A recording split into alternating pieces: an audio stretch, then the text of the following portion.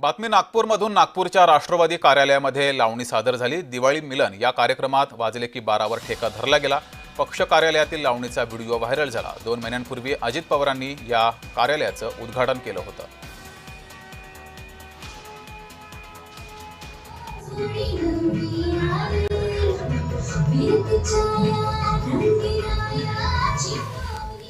दिवाळी मिलन या कार्यक्रमाला मला आमंत्रित केले होते आणि तिथे मी छोटासा परफॉर्म केलेला आहे आणि तो व्हिडिओ सर्वीकडे व्हायरल होतो आहे. काही महिलांचा तिथे सत्कार झाला, तसंच माझाही सत्कार झाला.